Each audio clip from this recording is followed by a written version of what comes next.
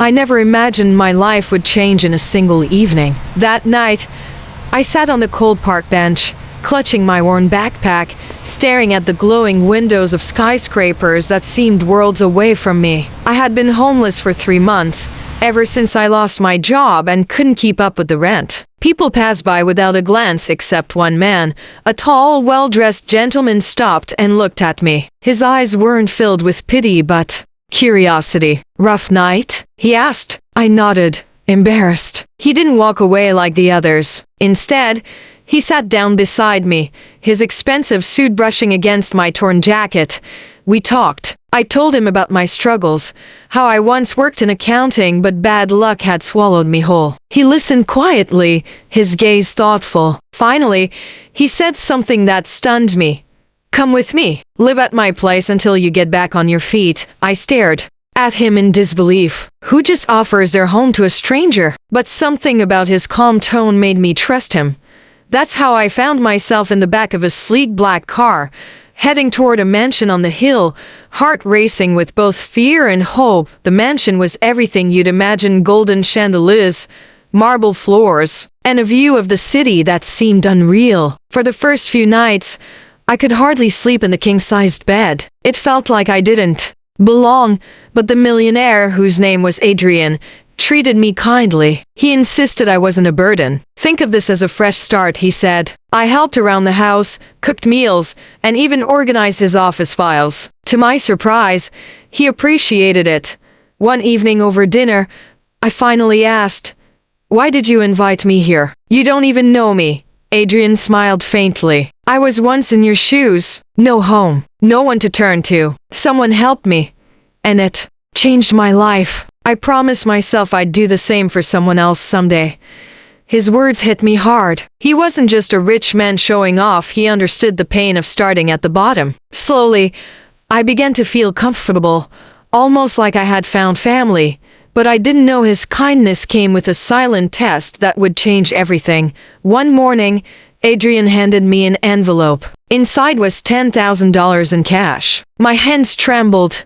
"I'm leaving on a trip for a week," he said. "This money is for emergencies and house expenses. Keep it safe." I couldn't believe it. Who trusts someone they barely know with that much money? That week was the hardest of my life. The temptation was overwhelming. I could have walked away, bought myself a new life, disappeared forever. But I remembered the night Adrian found me, how he looked at me like I was worth saving. I couldn't betray that trust. When he returned, the envelope was still on the desk untouched. I handed it back, heart pounding. Adrian didn't count it. He just smiled. "I knew you wouldn't disappoint me," he said. "You've passed the real test." I realized then that this wasn't about money. He wanted to see if I valued integrity more than escape. And somehow, I had earned his respect. Weeks passed, and my life transformed. Adrian introduced me to his business world. He owns several companies. And one day he said, "You studied accounting, right? I need someone trustworthy on my finance team." I couldn't believe what I was hearing. He wasn't just offering me shelter anymore, he was offering me a future. Working under Adrian wasn't easy. He was strict, demanding, and expected perfection. But he also mentored me, teaching me lessons no university could. Late nights, endless spreadsheets, and boardroom meetings slowly shaped me into someone new.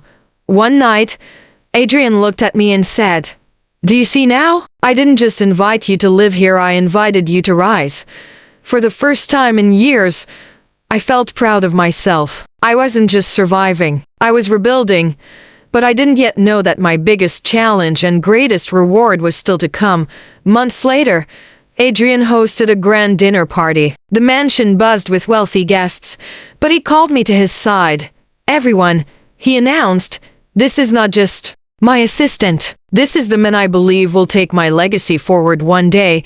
The room went silent. My heart nearly stopped. I wasn't just a guest anymore, I was part of his life, his family. After the party, Adrian told me, "I see myself in you. You have honesty, loyalty, and strength. One day, everything I've built could be yours."